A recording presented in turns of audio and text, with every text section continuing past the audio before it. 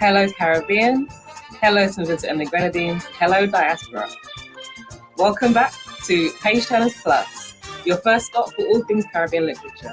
Today we'll be talking about When We Were Birds by Ayanna Lloyd Banwo, and I'm your host, Keswa. This is my panel. We have today Eric, Paula, Roger, Tony, and Francine. And to kick us off with a little bit more information about the book, Roger. Hello, everyone. To tell you a bit about Ayanna Lloyd Banwo and her book, Ayanna Lloyd Banwo is a writer from Trinidad and Tobago. She's a graduate of the University of the West Indies and holds an MA in creative writing from the University of East Anglia, where she's now a creative and critical writing PhD candidate. Her work has been published in Moco Magazine, Small Axe, Pre, Callaloo, and Anomaly, among others, and she was shortlisted for the Small Axe Literary Competition. Ayanna lives with her husband in London, and When We Were Birds is her first novel, and she's now working on her second. Now, When We Were Birds focuses on Darwin, who is a down on his luck gravedigger, newly arrived in the city of Port Angeles. The book focuses mainly on Darwin and Yejide, who have something special for each other. Their destinies are intertwined. They will find each other in the sprawling cemetery where Darwin works, where secrets lie buried and trouble awaits. We will discuss this book further. Kesua? Thank you for that, Roger. So I guess we kick off with the conversation. I really enjoyed the book, but we have a lot to say. It's kind of unusual. I think one of the first questions I'll ask is, why do we think the author used death and the dead as a thread that runs through the books? Well, I cheated a little bit in that I read an interview with her, and well, first of all, she literally believes in ghosts, which is interesting. And she also said that she wanted to explore our relationship with death. You know, all the nervousness, all the attitudes we have towards death. And I think this was a wonderful way to do it. And if I may add, Paula, the relationship that she explored with death, I think also had to do with connecting with the ancestors. Because I sense throughout the book that she is very strong on family. She's very strong on the people who make someone's journey possible, and that's your family, you know. And she doesn't drop the ball throughout the entire book on that, even back to the dead, you know. So the dead were with us all along. At least I felt that way during the novel. And then if you take a look at like the acknowledgments in the book as well, it says, "To my parents, Gail and Ronnie, dead but not asleep." I think that in itself sort of gives her motivation for the book, in my opinion. Yeah. I also think that, in fact, it's kind of reflects the Caribbean tradition. I think maybe not so much now, but I think we all know of older people who basically spoke to the dead. It's like something that's actually fairly common, I think, in the Caribbean, and so she probably just built on that. Yeah, definitely. I think that she doesn't reach far to pull from a general Caribbean cosmology, which is an African cosmology, regarding the belief in ancestors and that the ancestors are near, and there are certain people like Yejide and her mother who have this special access to the ancestral world. You know, it's the circular view of life, not linear like Europeans hold to. There's a beginning and an end. No, there's this it's circular. And so for I think any Caribbean reader, any African reader, any African American reader, the themes, the big theme of death and the dead shouldn't be any type of hurdle. I mean, I think it's familiar to us and how we relate to our ancestors. I mean, from the earliest time when I was a little kid, watching the movie Cooley High. Some of y'all may have watched Cooley High, and Cochise and Preach when they're drinking their wine under an overpass in Chicago. The first thing that Cochise does, he breaks open that seal and pours out that wine. Say, this is for the homies who not here. Well, that's he's giving libations. He's remembering the ancestors, and shoot, we do that all the time. That's part of who we are. Yeah, that's something I grew up with. So my uncles, every time they were going to drink alcohol, they would pour some on the ground for the ancestors. And I think in my family there was quite a lot of almost idealization of death. I know that my grandmother almost she had all these elaborate plans for her funeral, and she spoke about it all the time. And because we were growing up in a different era where we were, I suppose, more colonized by the United States, and we're getting all these new ideas from television. We thought it was something creepy, but to her it was something completely natural. Yeah, it's true that a lot of times people, you grow up and your older aunts, so they're always talking about, okay, so when I'm gone, this will be for you. It was just natural, right? And you would be like, what? Don't talk about but they felt comfortable among the dead. That's what I sense with my older generations. They were not spooked by dead relatives, Right. But guess what? If just not to belabor the point, but it's still with the theme of death. And throughout well, not necessarily throughout the book, but the bird that features most in this book, When We Were Birds, is the kobo. The kobo is a vulture, and it is hard to miss the kobos in Trinidad, especially along the Beetham Highway, where the dump is. Okay, and this idea of this vulture feasting on the flesh of the dead, I think there was a bit of an obsession there in that book with it. I don't know if you all got that, and Paul, I see you going to jump in, and also Darwin himself, who by his religious conviction was not someone who wanted to deal with the dead. I mean, the book is an irony, but that conviction of his, he did not want to be a kobo, in other words. Well, the whole kobo theme, I thought, was interesting because it is a very Trinidadian thing. You do know that you're entering the city when you see kobo. And she mentions that in the text, that is a sign that you're entering the city. But I didn't think there was an obsession with the kobo. I didn't. It was this, as Eric pointed out, it was just part of this circle of life. And I think her point was that the kobo is essential to the circle of life, and we don't appreciate the role that the kobo plays in life. So I don't think it was anything. What I found interesting was her playing with Darwin's the Nazarite vow. You have nothing to do with the dead. With the dead, I thought it was very interesting commentary on that, and I thought it was quite brave of her to take that on, especially with a name like Darwin, right? Yeah, I only just made that connection when you said it. It did not occur to me until you just said it.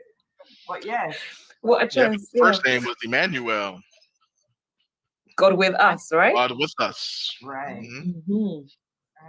No, I mean, I like the thing about the. Oh, excuse me. I like the thing about the birds. I like the thing about the birds.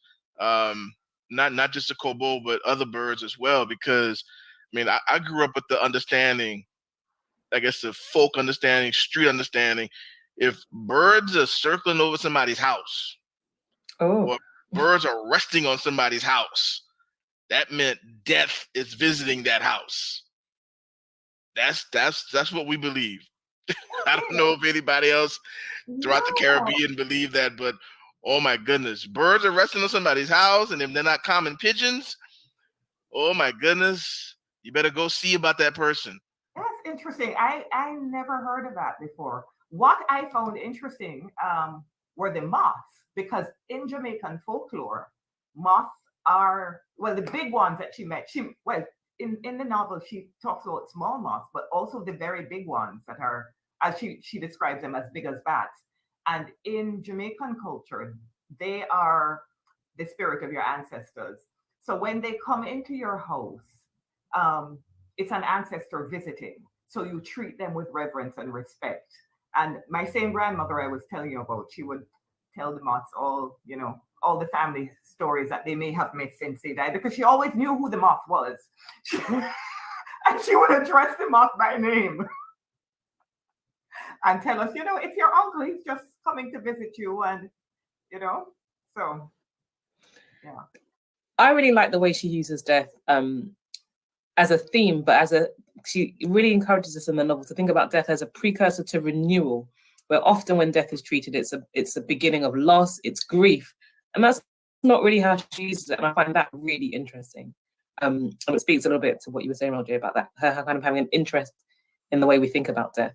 I want to move us on to another question, which I wonder if Francine will take as the one that's from nearest to Trinidad, which is the space that Trinidad occupies in the novel. So then she's quite clear, the author, that this is not set in Trinidad, but a place like Trinidad. But the language evokes absolutely 100% Trinidad for me. Yes. And the text, the way it's written. Francine?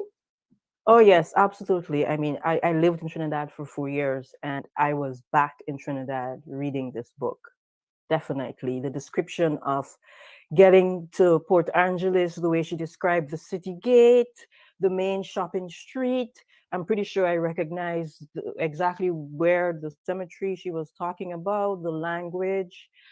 I mean, the description of driving up into the mountains surrounding the city. For me, I was back in Trinidad. I was completely immersed in the story, and I definitely felt like I was back there. So maybe it's not. I guess it's Trinidad in a parallel universe, perhaps. Look, Francine, I don't think she's trying to hide where that cemetery was, because in one part of the book, she actually spoke about the power company's towers, chimneys, and that cemetery. Right. It's La Perouse, right? Because I was like, she's talking about La Perouse, right? And the one right next to the time that when they drove up and they were looking over the city, and they were talking about the greens. You're like, oh, look, there's the greens, and people selling and running. And I'm like, okay, it's the savannah, So, yeah. But I really, really did. I love that I could relate so much to it, having lived there myself. Isn't this the only novel we've read that was written entirely in a Caribbean language? I think the others they went between English and whatever Caribbean language it was written in, but this one was entirely everything, narrative, dialogue, everything was in Trinidadian, which I loved. So did I. I absolutely adored it. And it reminded me, especially probably because of the type of story she was telling, it reminded me of all those nights where you would sit around with your cousins and your friends telling jumbie stories, because they were always about the graveyard and, always about the Laja Bless and all of these supernatural things. And the fact that she wrote it exactly how we would be telling each other these stories, for me, it was just perfect. Like I was completely immersed in it, in the storytelling. Yeah, I love that myself, the language, and it's interesting how when you hear it one way. When you read it differently, and you're able to see the words. And I see all the connections of how my grandparents grew up talking in South Louisiana, how we grew up talking in the street. Like, I ain't studying about you. The youngest generation don't talk like that anymore. Or people not from my region of of the United States, in terms of black folk, they don't say I ain't studying about you, and we drop the T's from the ain't. Ain't is already considered to be quote unquote non-standard English, and then we dropped it. I ain't studying about you, man. Something like that. So I love that about the text. And again, what it did for me is that it recentered our language, and I'm using it collectively, our language, our English, that we get punished for using our language, and it caused me to dive deeper into not only the politics of using, let's say, in the case here in the United States, African American vernacular English, but just how it is its own language where we have to translate all the time. We're translating and code switching, and it's such an adept skill. So I loved it that if anybody who's unfamiliar with this type of language has to read this book, then they have to do their own translation. They got to do the work this time. But interestingly that you said that, Eric, because I think this book shatters that whole misconception that even if you do infuse some of the the Caribbean Creole, so in this case Trinidadian Creole, you have to put some standard English alongside it. So I think that shatters that misconception. But this book is also doing really well internationally. So I mean, for me, it read smooth as butter. As it was like butter. I went through the pages easily, but I'm starting to wonder how it is received by the international audience who might not, resonate with the Trinidadian Creole. That would be very interesting when we do have an interview with the author. One review that I read, the person said they had to, that it was different, obviously, because it was written in Trinidadian Creole. So the first bit was a little bit difficult, but once they got used to the rhythm, it was fine.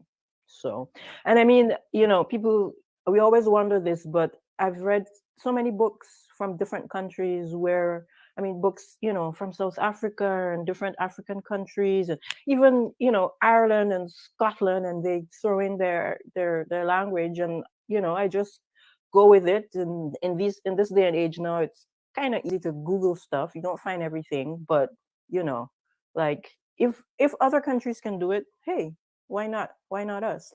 Like as Eric said, let them work for it to figure it out. And the language is so beautiful as well. The descriptions are so vivid that I can't imagine anybody really struggling to follow the story. It is English in the sense that a standard English speaker or British speaker can easily understand it. Like you say, if you put your mind to it and you try and understand, it's not complex. It's not so different that it's a variation on English, as far as I'm concerned, in the same way that if a British person reads an American novel, it's a variation on English. It's no different. I wondered if it's about the people. That's what makes it easy to relate to whatever happens. And I wondered, really easy question before we hear a section of the reading. Does anybody have a favorite character they want to talk about? I liked Darwin, and I liked watching him struggle with having to sacrifice his Nazarite vow just to survive in a hostile world. I have Rastafarian uncles, one in particular, who had a similar struggle, has a similar struggle. He was a very important influence in my life growing up. So I think half of the reason I'm in love with Darwin is I am in love with my Uncle Junior. Big up, Uncle Junior. Yeah, I really love Darwin. I'm sorry. Go ahead, Eric. I love the Darwin. I love Darwin character. I mean, he was earthy, and at the same time, he was so introspective, and he loved people. He loved his mother, his queen, and he loved other people as well. But I would say that the character that intrigued me the most was Miss Shirley. Shirley intrigued me the most. Shirley, I think there was so much depth to Shirley that it comes out in drips and drabs.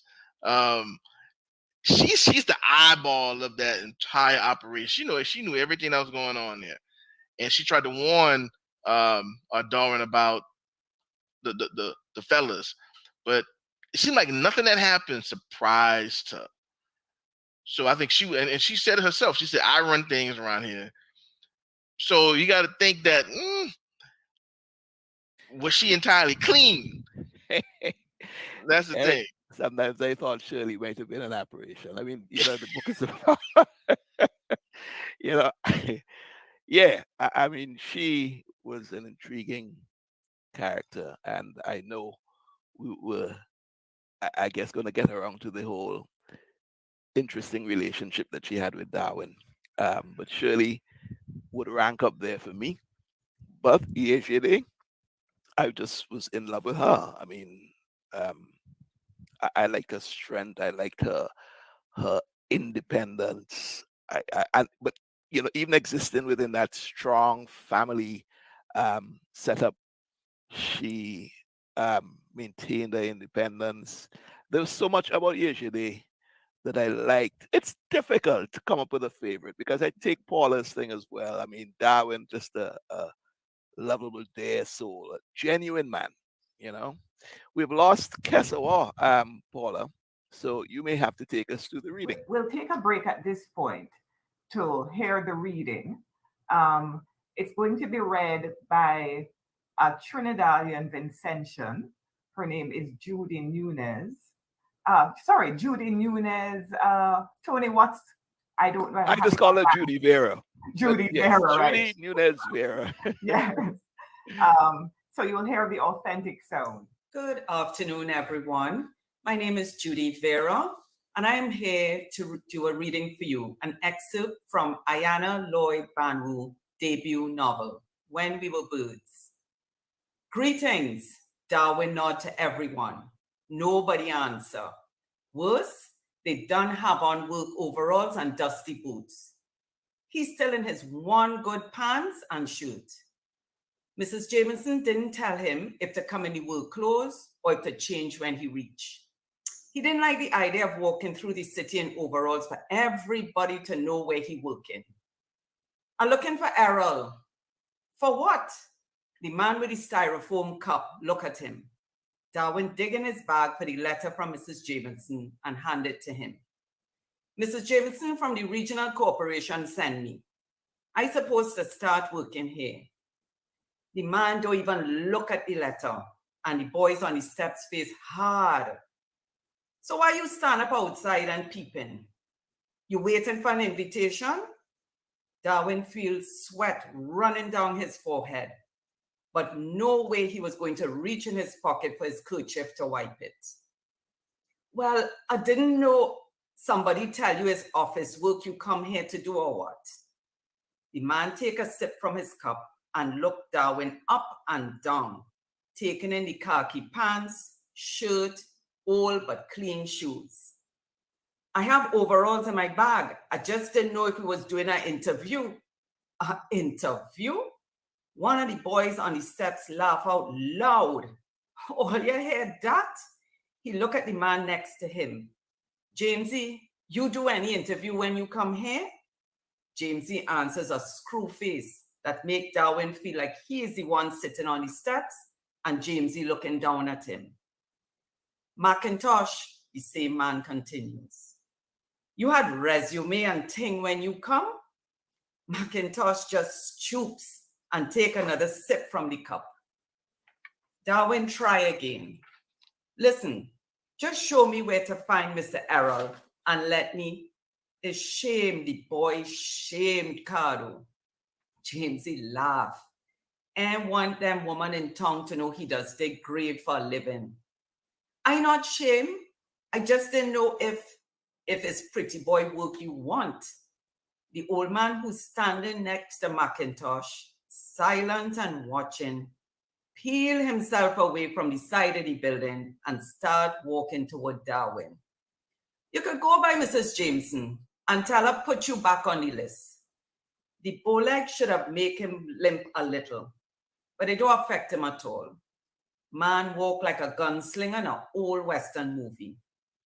You could wait till they hiring in them government office with air condition, an office chair, and woman to make tea for you in the morning.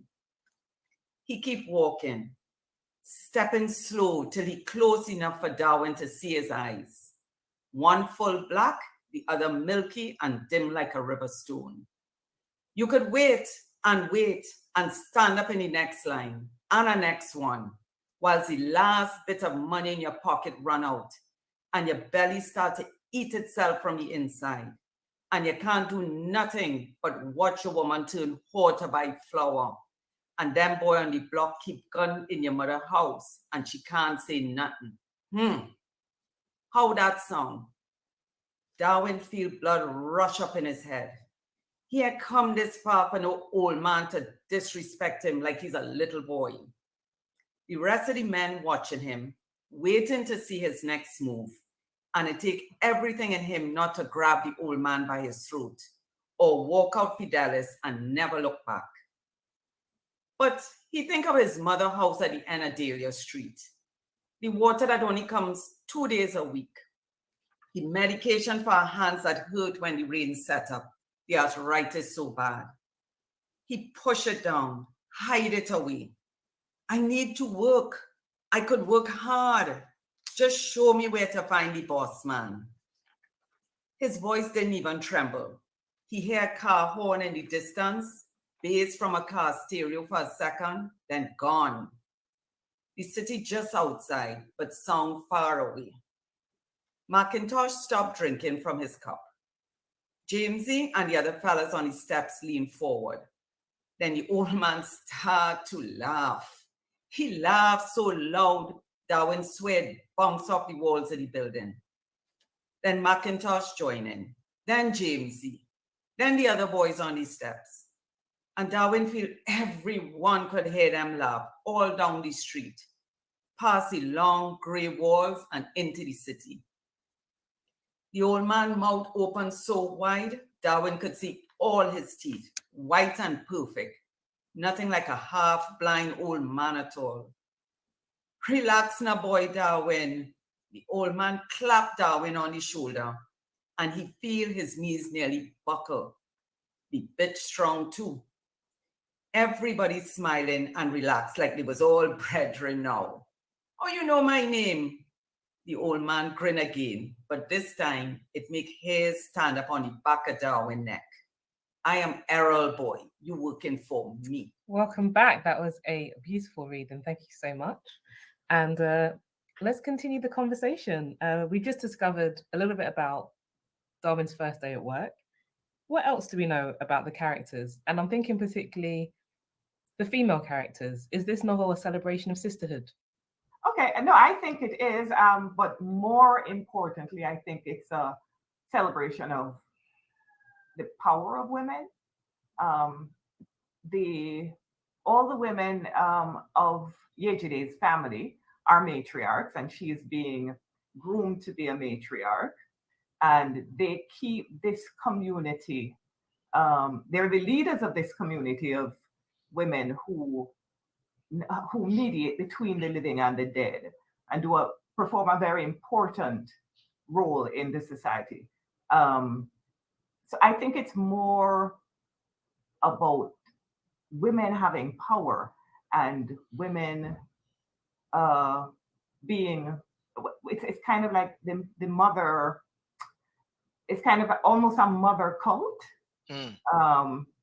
So I think it's more about power, I think, than about sisterhood. Interesting. That's how I view it. What jumped out at me with the matriarchal strength in the book.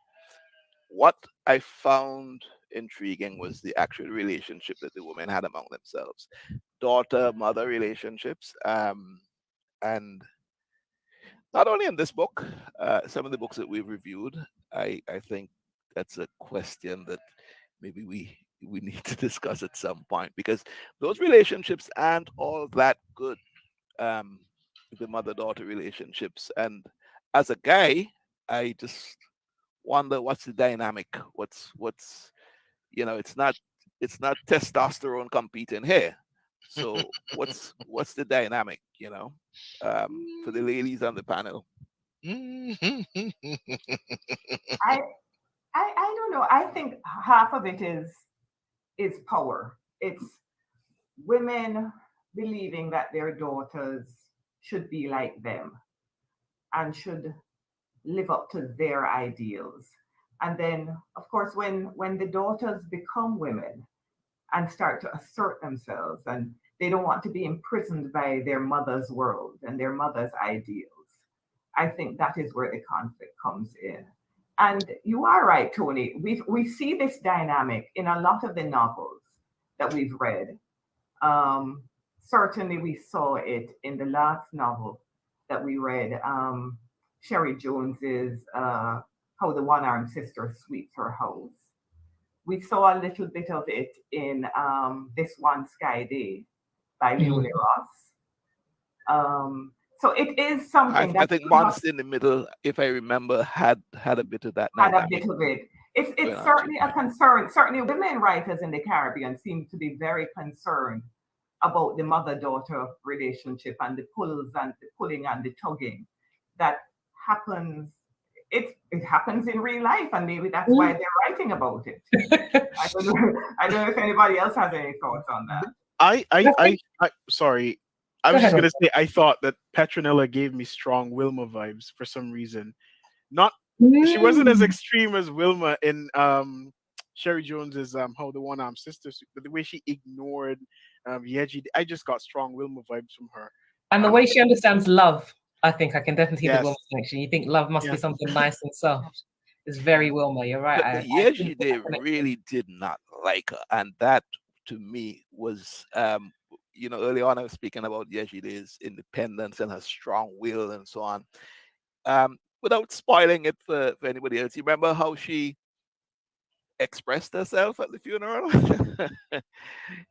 With the expletive and all. I just thought that. I wonder if it's not a question that there is some sort of pathology happening with Caribbean relationships that these authors are bringing to light. And it's more, in some respects, and I'm happy to kind of fight this out with you guys, it's more to do with thinking about challenging the kind of potomiton myth. The potomiton is more used in the French Caribbean because you're all looking very blank. But it's this idea of the matriarch. But the potomiton is literally like what's the word I'm looking for? A pillar in the middle of the house that holds the roof up. It's the idea that the woman is the center of the family, the home physically, as well as kind of emotionally. And when they're talking about the kind of like difficulties with their mother-daughter relationships, they're really challenging this idea of the often of the sacrificial mother that is kind of been so popularized and mythologized often by male writers, right? It's often suited their kind of mythology of the family, and these women are saying these myths are damaging. Actually, I wonder if that's what's actually going on, and that's why these writers are drawing attention to it, rather than necessarily because there's some kind of issue that needs to be brought to light. I don't know that it is necessarily myth. We are matrifocal in the Caribbean. Women are very important to our family structure. If we lose mothers, we have no families in the Caribbean. When I say myth, I'm thinking of the sacrificial mother, right? Not that mothers are not absolutely present and central, and like you say, matrifocal families are not even dominant. I'm just suggesting the idea that women are always maternal and sacrificial, and that kind of that mythology of the woman. Okay, I definitely could see that because motherhood and the relationship between mothers and daughters and mothers and sons, because we have a strong mother-son relationship in the text. Yeah, but the mother-son, not to stop you, Eric, the mother-son relationships on the other hand tend to be harmonious, tend to be, a son. But there was this struggle, the same struggle between Darwin and his mother. Because it was still the power struggle. Because look what happens when he wants to express himself. It's either you do it my way or you leave. those were the options he was presented with. And also, I think for me, Yeah, that but the brings love was never misunderstood. Between Darwin and his mother, that I don't think was ever threatened. but it was equally conditional. Yeah, but And then usually did I not don't think like we her should mother. stop when we're examining the relationships between the women. I don't think we should stop with just Yejide and Petronella. We have to go back to Granny Catherine, who was a loving, supportive mother. It's complex, you know. It's Yeah. complex. The parent-child relationship is complex, and there's a power dynamic, which I think the author is talking about. I don't know if I am just. It could be that I am just putting Projecting. projecting right. Yeah, I could very well. Yeah, I understand completely because Yeah, I'm in the same thing, and I'm wondering if I think part of it has to do too with especially like the women of the generation who would be our mothers, Paula, who did a lot of like fighting for, feminism and women's rights. And then our generation and younger, their interpretation of what it means to be a woman and women's rights is not the same as the mother. And so even though basically we're fighting for the same thing, we're not fighting, well, in general for the same thing, but not really approaching it in the same way. And I'm wondering if that might not be part of what causes this dynamic of tension in the mother-daughter relationship. I don't know. I feel like the fact that Darwin has a very similar struggle to Yejide in terms of independence from the mother, for me, that it means that the book overall, the story falls into for me into the genre of coming of age. It's a coming of age story where both of the main characters kind of, what's the word they use, the self-actualize. And part of that is distancing themselves from their parents or freeing themselves from the expectation or the burden of their parents and choosing their own path. And so I'm going to pose the question, like, did anybody else read it that way? Is this a really Caribbean coming of age novel? Yeah, I think think so. that makes sense. And I think as saying that, I'm thinking one of the things I think that Caribbean parents have a hard time with is letting go of their children, is letting their children be independent. I feel like it's only nowadays that we can really say that, that children are really allowed to actually self-actualize and be their own people. So yeah, I think that's a pretty good take on it. I didn't read it that way. I didn't read it as a coming of age story. Um, there's we have some backstory, but when we get to really the heart of the text in my reading, we're basically in the present day, and there's the struggles, there's the contests going on. So not saying that it's not in that genre, but I didn't read it. I didn't read it that way. Definitely struggle. Oh my goodness, the struggle is real. The struggle is yeah. real in that text, dealing with the mamas. Lord have mercy, yeah. Self-actualization, yeah. Self-actualization was tempered in my household by a belt, a switch, whatever, you know. I But wouldn't say coming of age either, Kessawell, because Granny Catherine had been dead for a very long time. And Petronella was still angry and struggling with the expectations um, that was part of her gift, which she considered a burden. And I think that happens in a lot of families. Um, certainly in the Caribbean, like Francine was saying, it's certainly an issue in the Caribbean, having to live with all these expectations and having to subdue your own desires to please everybody else. And I mean, I'm as guilty as a parent of it as everybody else. I'm not putting myself up as a saint, but I can see the damage it does. I mean, Eric calls it a struggle, and it is. But I think the book, the author certainly is able to demonstrate that sort of pain that is involved with children trying to tear themselves away from the mother. I mean, that was really painful for Darwin right throughout from the time he got on that Bedford old truck. It never left him down to the very end, which we won't spoil it. But I think Darwin dealt with that pain a little differently than Yejide, who I thought um, I thought she kept her aggression towards Petronella right in her chest, never was redeemed. There was no redemptive moment there, unlike the Darwin thing with his mother. I can't remember his mother's name, but yeah. So there was a different sort of closure, if you know what I mean. Yeah. In yesterday's case, I don't think there was. But there was a different kind of relationship because Also. prior to their big dispute, Janaya and Darwin were very close. She was a very supportive mother, whereas Petronella was never supportive. They And burned that the is spliff together, ma'am.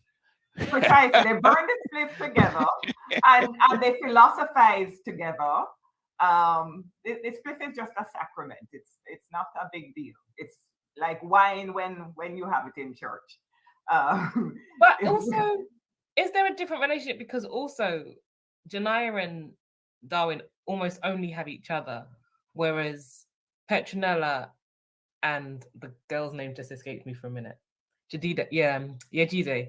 They live in a big house. It's an extended family, and so there's a need to have a harmonious relationship when there's just two of you in the house. Yeah, I thought there was Isn't quite there in the same way when you've got your sisters, you've got the grandmother, you've got the men in the house. And I thought there was an extended family there, though, like relations and everything else. That house is busy all the time, right? There's a little community in its own. And plus, you got the auntie who had recently died, and Petronella is dealing with that. I mean, here again, here's the thing that complicates the story so much, especially from the tension between Yejide and Petronella, is that Petronella is a twin. I mean, identical twin. I mean, I think that's the twist. Well, one of the main twists in the story for me is, what do you do when your mama is a twin? That's an interesting relationship to negotiate. How do you place yourself? And I think that's the issue with Yejide. She couldn't find herself because her mama was tethered to her sister. And then the sister come back, sitting there knitting, drinking tea. I mean, where's my space? She can say, and I think she's right to say that. Where's my space? Where's my place? Yeah, I mean, that was so clever, though. The sister coming back, one of these dead people that sat in the novel as if they weren't dead, and haunting Yejide, because that was the obstacle between Yejide and Petronella, that sister who just won't give it a break, came back, as you said, drinking tea. But I mean, it's not that surprising given Petronella's powers. She communes with the dead, and this is her dearly beloved twin sister. So, it makes sense that they would still be hanging out, even though the sister had died. But the heartbreak, though, the heartbreak when she sees a second cup and she thinks it's for her. Like, yeah, that was something. Girl, I'm gonna move us on because I think we have a few minutes left, and I've got to talk about one more thing. And if it's not coming of age story, is it a love story? I'm gonna go first. My feeling is that Yejide and Darwin are two people escaping. Fear drives their connection, and you can't build a foundation on fear. So no, but I'll open the panel up. Open up to the panel. What do you guys think? I think they have a lot in common. They both come from communities of outsiders. I am team Darwin and Yejide. They're going to make it. Yeah, I agree. For me, I didn't see that it was fear that was driving them, especially considering the fact that they changed their mind about what they were going to do. I'm not going to say what happened because I don't want to give a spoiler, but they had decided on one course of action, which I think would have probably been because of fear. And then in the end, they didn't do that. So I don't know. I agree. I think it seemed like they had a strong bond from the outset. One of the things I found was interesting is the fact that she said more than once that Yejide saw him as a green man, and I'm wondering, like, what was the significance of that? I wasn't quite able to figure out what that meant. Didn't that mean that she saw life in him, not death? Because Not death, right? death Because she did around say people. that, right? She did say that he's the one person that, right? She didn't see. Okay, yeah. So that must be it. And Tessa, you're forgetting that it's fate that brought them together. So what fate brings together, no man can put asunder. Ooh, wow. But Please. go ahead, Roger. Go ahead. No, I was just saying that I think this is. I don't want to sound like Barry, but I think this is the best kind of love story that you could get. Two flawed people coming together, because you have to remember, like, Yejide is deeply flawed. Darwin is deeply flawed and troubled with all that's been going on in his life and his new employment. And somehow, fate brings them together and they're able to come to an understanding. Here's Darwin in his dirt. I don't want to give too much, but in his dirty overalls, and then Yejide coming from a relatively wealthy family. I see it as love. I saw it as a love story. Yeah. And apart from the central characters, which you were talking about, Kesawa, as is it a love story? There's a lot of love flowing through this book, though, in the relationships. A lot of tenderness, should I say? Shirley and Darwin. Tension. Well, I think she really took him almost like a son. She was very tender with him. Enid, don't forget Enid, and who Darwin went to live with. I can't remember. All those relationships. Margot. Right. Yeah, All there those was quite a lot of I agree. tender relationships, a lot of tender relationships in that book. And I noticed y'all didn't get on to discuss Seema and Usually, because I have my views on that. I think one was in love with the other, not sister. They were lovers.